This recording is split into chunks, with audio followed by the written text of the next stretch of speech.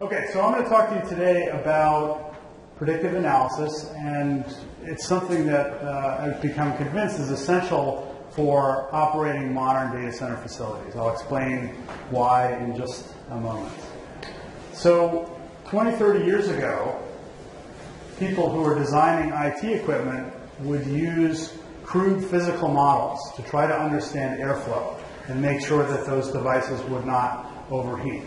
And that worked pretty well. They could do a few different examples, and from those experiments they could figure out what the best placement would be for the CPU and the disk drive and the power supply.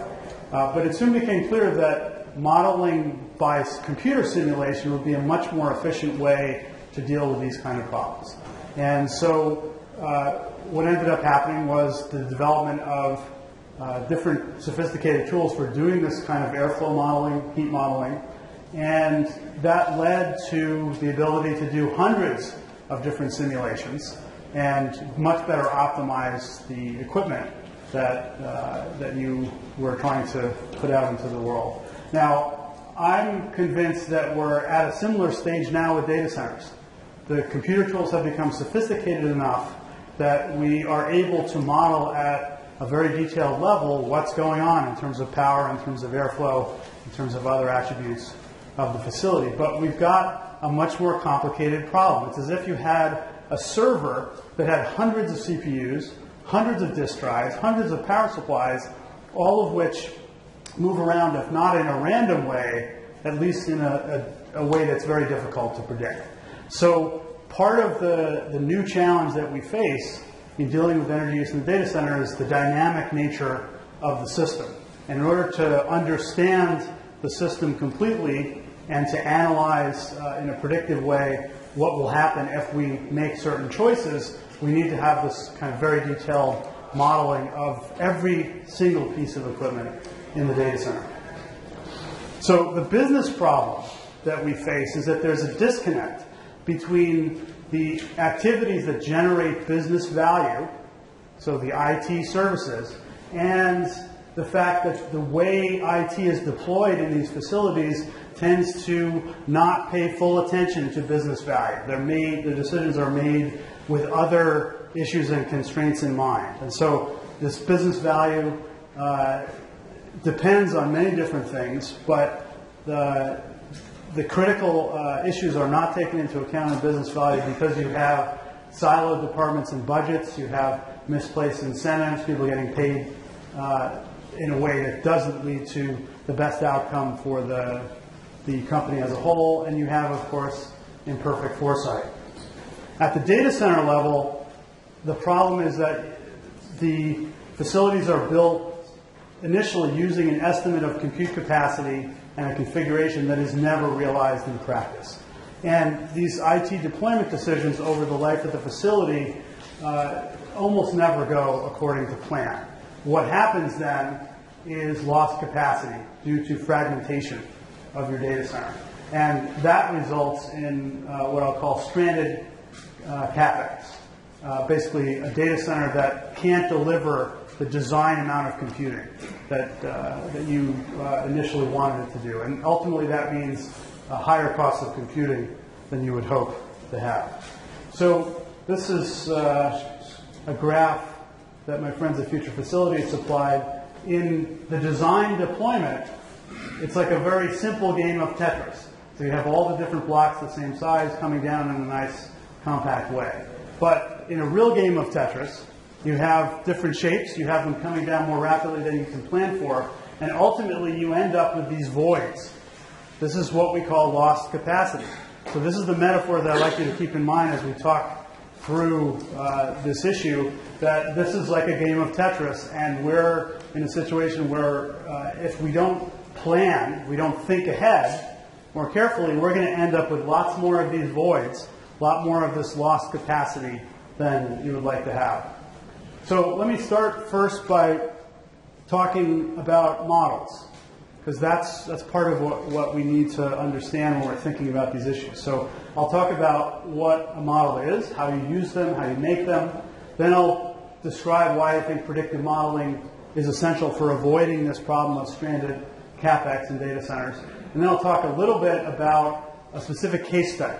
So the Future Facilities guys allowed me to come along on one of their calibration exercises for a specific client. That client gave permission to talk about the specific example with you today. And that'll also give some more context to this whole issue. So I like to think about models as laboratories for the imagination.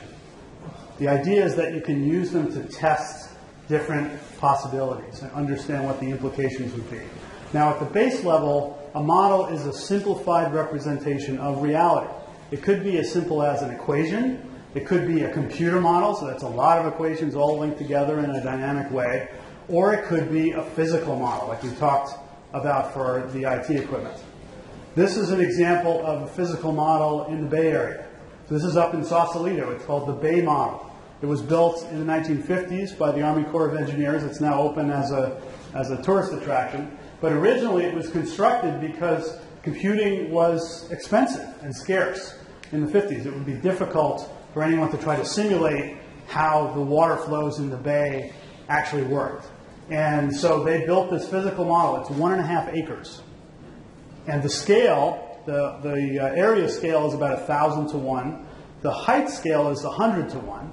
And they had to do that because otherwise have a difference between the area and the height, because otherwise the bay would have been very, very narrow. You couldn't really, the density, the thickness of it would be too small to simulate.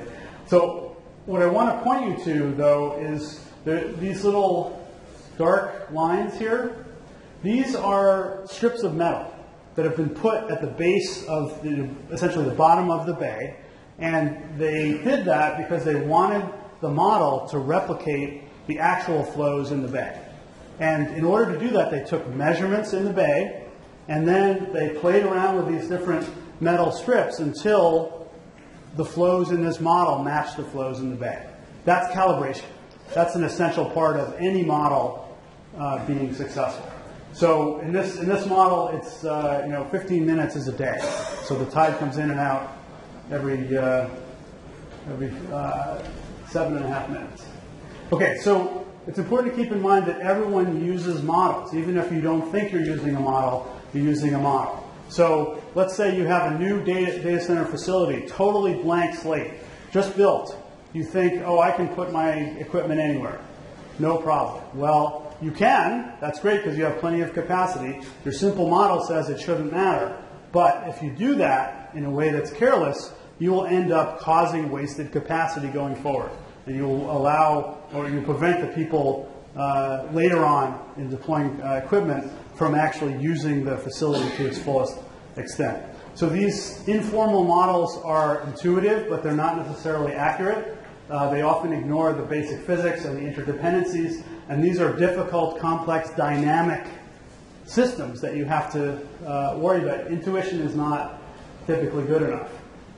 Typically, these simple models in the data center will ignore the effects of your actions on lost capacity and on business value. So in order to be successful in understanding a complex system, you need to be more formal in how you do modeling. Now, we make formal models for different reasons. One is to organize our thinking, to make sure we're thinking clearly. Another is to organize the data, the assumptions. Another is to get our terminology clear so that we can then have better communication between different teams of people who may use different terms for the same concept or the same term for different concepts. The models, of course, can also help you learn about these complex systems. Intuition isn't enough. And then, of course, they allow you to test alternative choices to aid planning, so you can, with luck, get better at approximating what the ideal deployment would be in a specific facility. Now, when you're making a model, you need, first off, to understand first principles. You need to understand the key drivers and functional relationships between the things that matter in the system that you're trying to model. Then you formalize that model using equations, or in the case of physical models, you formalize it by adjusting your physical structures, like those little metal strips that we saw in the Bay model. Then you test it against reality. This is one of the most important parts of modeling.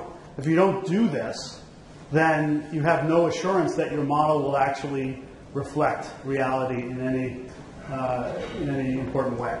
So you need to do this measurement and calibration stage, and then, and only then, you use the model to test alternatives.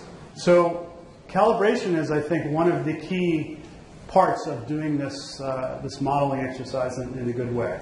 You need to have real-time measurements. You need to have the ability to compare your model results to the measurement. You need to understand physical reasons for any differences between the model and reality. And then you need to adjust the model parameters accounting for physical reality. You can't just hardwire the results. You need to change the model's underlying drivers and explanatory variables in a way that reflects physical reality. If you do that, you will have a model then that can be predictive. But if you don't do that, if you don't calibrate against reality, if you don't adjust the model parameters in a way that's reflective of underlying reality, you will end up with predictions that don't make sense. So here are some photos of the kinds of measurements that you need to do in a data center for this kind of calibration. There's an anemometer, there's a bolometer measuring airflow. These devices here are these I-button devices. This is the business part of that device. It's a circular thing. It's part lithium battery, partly temperature, humidity sensor. Collects data over time for a week or two.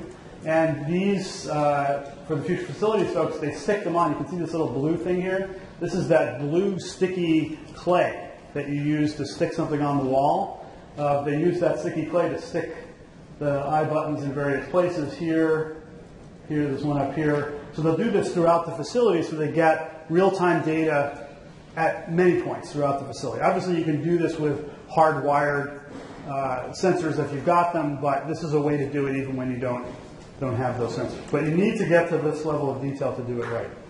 So we've been talking about data centers as complex systems, and what I hope to convince you of by the end of it, that you just, the kinds of intuition and thinking that goes into understanding this box are different than what you need for a vastly more complex system where the internal components are moving around and are that change in unpredictable ways.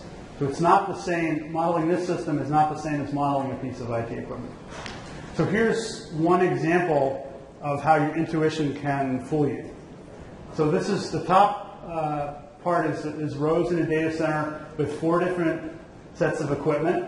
This meets our reliability criteria. We don't have hotspots that would get in the way of using certain equipment. But exactly the same equipment, pulling exactly the same amount of IT power, if you switch the order, you move this one over here, these two over there, you end up with a situation where it's too hot.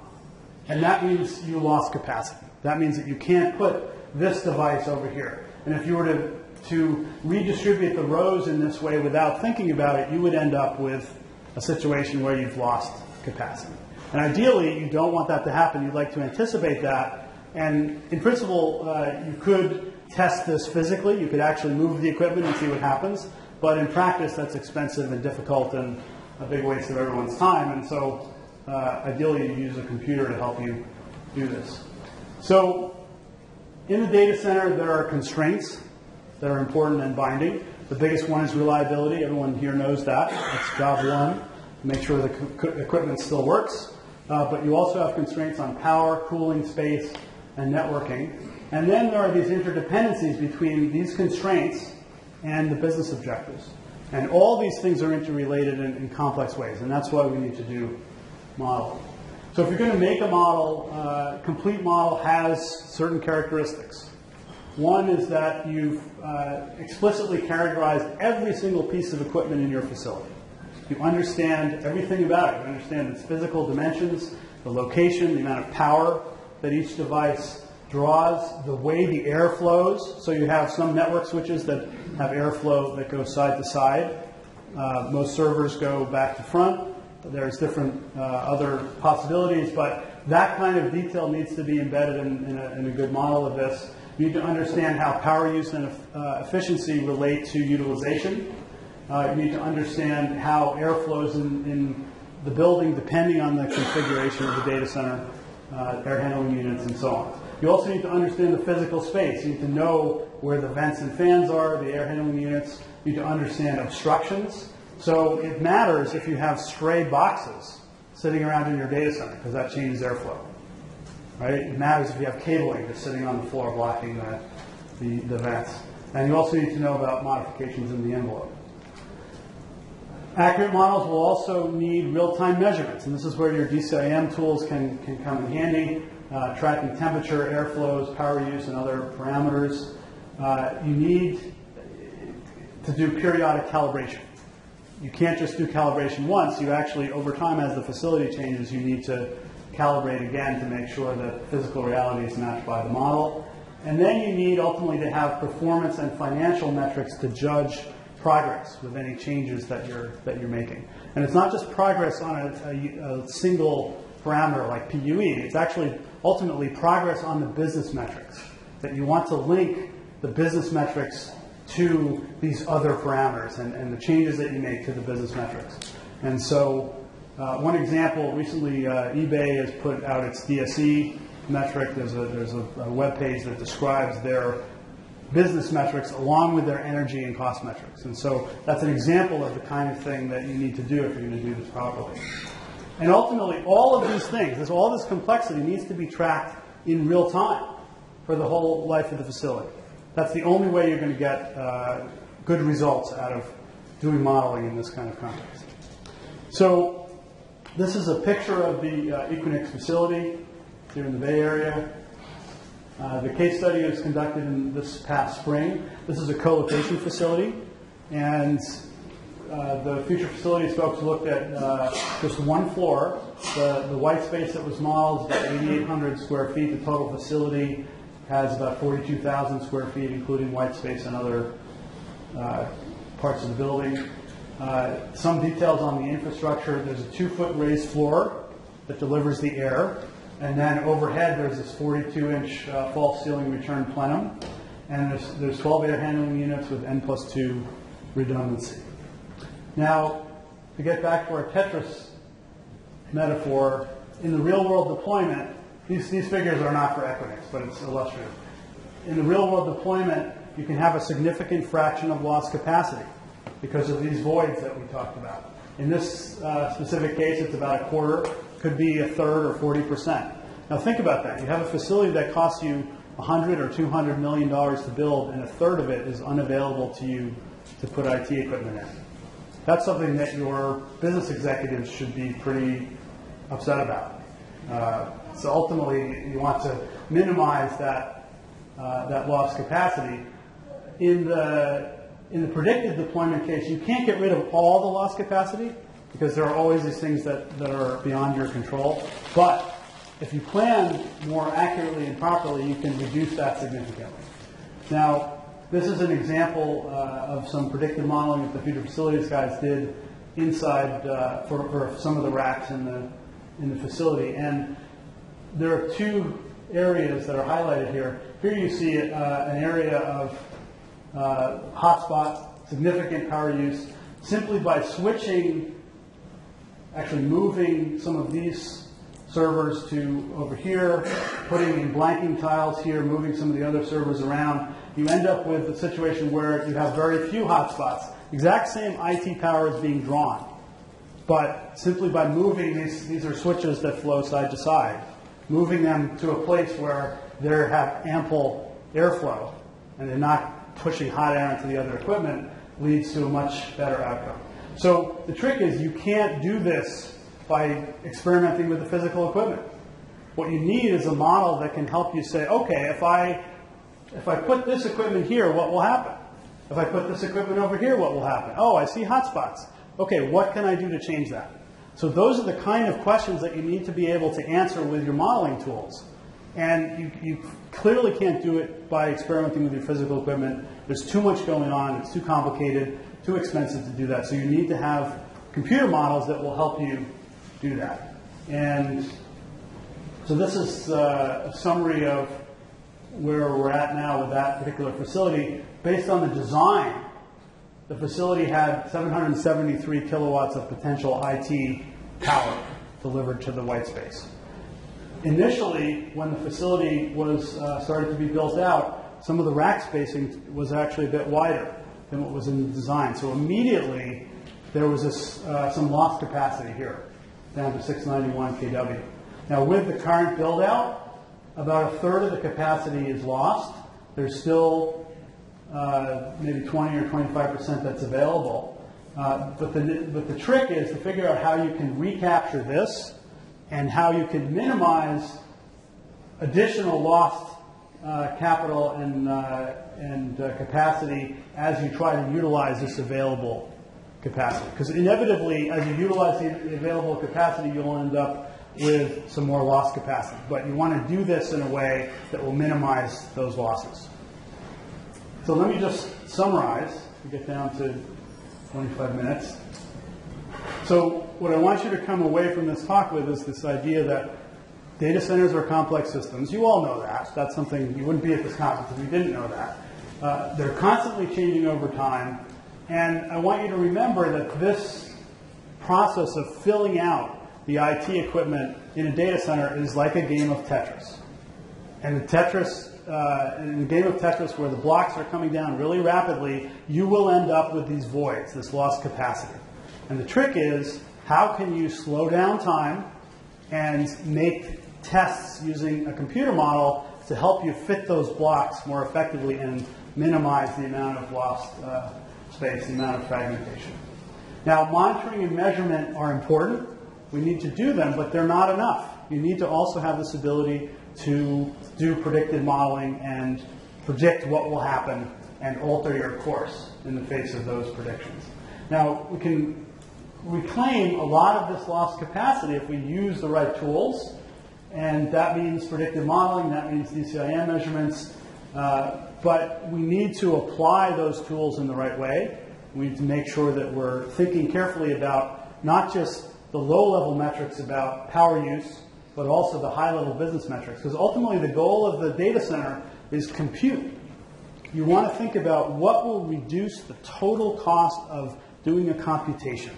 That's ultimately your goal. If you're just looking at one part of the system, Henry Levins likes to say that optimizing the parts will pessimize the system. Well, if you want to think about the whole system is compute. That's why you're doing it. You want to minimize the total cost of computing. And if something you're doing in your department or in your company isn't minimizing the total cost of computing, then you're in trouble. And ultimately, that should be the focus. And at the end of the day, if you can do that, then the business value will be maximized. That means minimizing lost capacity, because you don't want $100 million over your $300 million data center sitting around doing nothing. And finally, the last metaphor I'll hit you with, it's like people have a box that's producing computing, and they've got some knobs that they're turning. They're turning energy use, they're turning cost, they're changing airflow, other things like that. But it's like they're doing that without thinking about what the end result should be. And that's something that I think ultimately leads to disaster. So we need to be very careful in being conscious about how we make choices in the data center, and I think the best way to do that is to have predictive modeling that will allow you then to test alternative scenarios and make choices that ultimately lead to a lower cost of computing. So with that, I will be happy to take any questions. So there's a mic for questions, right? You have a... Very good. If we need it. Yeah. Well, he's recording, so I think we should... I know it's a small room, but... All right, so a couple of issues. Number one, I run co-location data centers, so we don't have visibility all the way up the stack. We only have it up through the facility level. So getting up into the IT space and what is the value of a transaction, we can't see that. Yep. And yet we're the people running the DCIM, et cetera. So there's some divorce from that. Yep. But on the statistics, I really agree with where you're going with this, but I struggle in that, as you said, the model is a bunch of equations in a computer. They're all parameterized. Some of the parameters are fixed, but a bunch of them are the knobs that you turn to calibrate. But there's a lot of ways that these formulas can converge. And so if you calibrate one way and it converges, you predicted the past, but you haven't predicted the future because different changes come in. Just ask the financial industry. They would have a perfect record of trading if they could predict the future, but they can't because the different parameterizations converge in different ways. Okay, so let's, on your last point, let's make a distinction between economic and social systems and physical systems. So the economic and social systems, predicting the financial markets, impossible, I think. And so that's a different example. But I think that if you have good measurements, you're absolutely correct that there are going to be these variations as you create a calibrated model, you make some changes. Some things you won't have gotten right. You have to use this constant process of measurement, calibration, changing the model, and going back and forth. So it's this constant process of matching the model up. But ultimately, if you've done that pretty well from the beginning of the facility, from the design all the way through, then you should be able to make pretty good predictions about what putting 2 kilowatts of this IT equipment in this space should do for you. So it's part of the idea is that it's a process of measurement. And the first point that you made relates to co-location. I totally understand. You guys, your service license agreement goes to the rack. It says we're going to deliver temperature at this level, and then we're going to deliver this much power. But you can potentially offer services to your customers saying, look, you want to avoid hotspots, you want to avoid problems, we're going to help you. Number one, you could even say, if you use this list of approved equipment that we know has the right kind of airflow, we'll give you a discount. Or if you build a predictive model of just your IT equipment that we can drop into our big predictive model, we'll give you a discount. So there's possibilities for doing this. I understand you're limited by where your responsibility ends, but if you think as part of the bigger system, there's probably ways to get people to do a little bit better than what they're doing inside. Next one. Hey, Jonathan. Hey, Hi. Excellent. Further to that gentleman's point, so in looking at the model, and the models are flexible, so it would speak to the idea, let's say you've got a megawatt capacity data center plan. I'll just go 1,000 square feet, whatever that works out to, per rack. In the real world, people move new equipment in. So, new paradigms change. You got a 20 kilowatt rack. You plan for that. So somewhere along the way, you may say, well, this is no longer a 1,000 square foot data center. It's 800 square feet usable space, right? Or, X, whatever you have to reconfigure. So, you build flexibility into the model, and then, how do you plan from there? So you're talking about lost capacity from new equipment. That's different than what you expected. Well, you're giving up square feet, all right? So you got a megawatt of power, you got a megawatt of cooling, you got 1,000 square feet. You may give up some of that and change your paradigm, but you still have a megawatt of power and a megawatt of cooling.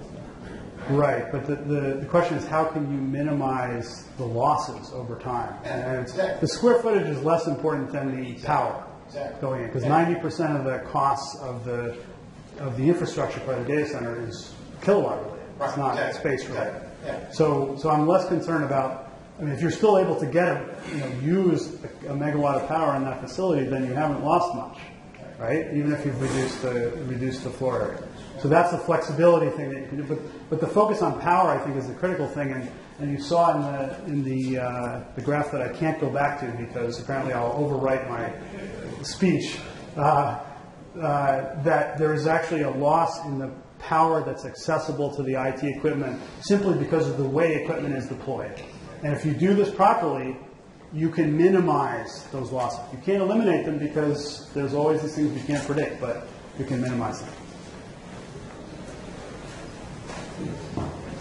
Thank you, Mr. Koomey. Patrick Flynn from IO. I really like the Amory Levin's quote, and I have a quick question for you.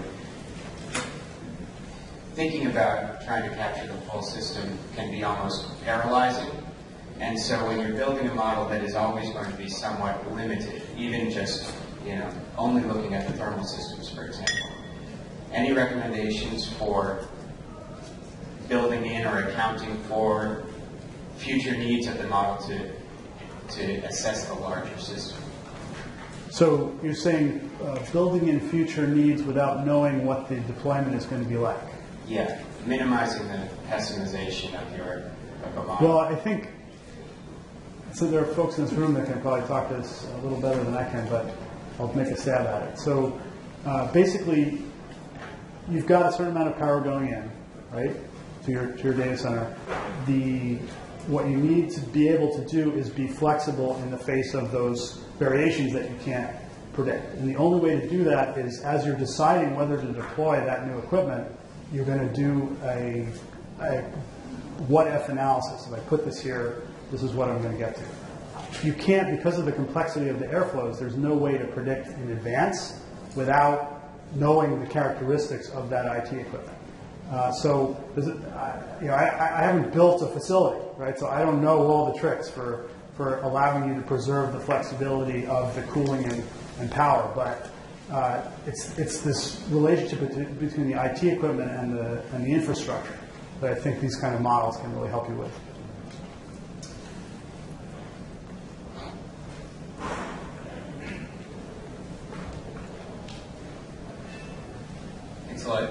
Do you know, is there any work going on in the simulation environment to productize or otherwise share research that's somewhere between kind of the multiprocessor software that's going on today around CFD and large simulations, and then like LBML doing like natural disaster weather event type modeling, or the Googles and Microsofts and Facebooks of the world? And how do we look at providing more inputs to the data source and make more? So I'm not sure I understand your question. So could you? So let me to simplify. Do you see some of the simulation software, especially around CFD and things like that, moving into distributed computing platforms where you can throw a lot more resources at it to solve much more complicated problems? Yeah, I don't see why that shouldn't happen, but it's important to distinguish that this modeling is not just CFD. Right, so you have to have a bunch of other things to make it all work. But yeah, no, I don't see there's no reason why that shouldn't be happening. Some people here may be able to point to examples of where it is happening. But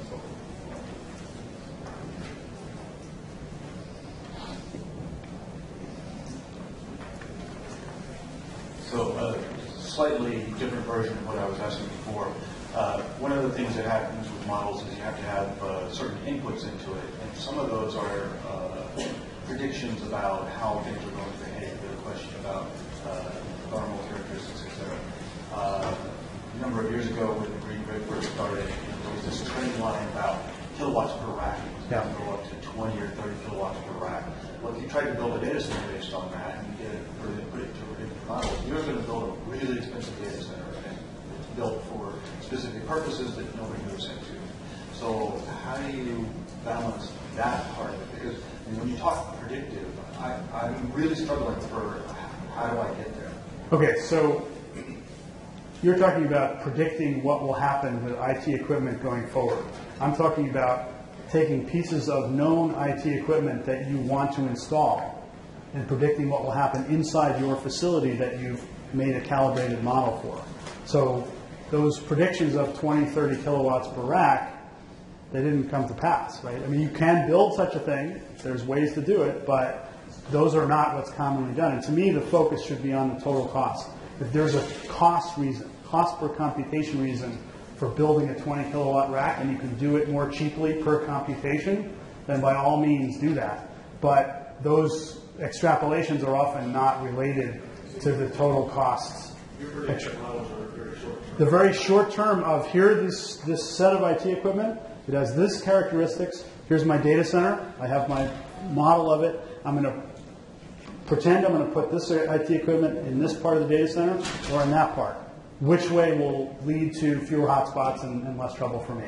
So it's a different. I totally agree with you about the long-term predictions. I'm very skeptical about doing that. The facilities are long-term. The IT is short-term. Right. There's a disconnect there. So I think we have a couple more minutes. Maybe one more question. Last question. Okay. Can we give the mic to this gentleman?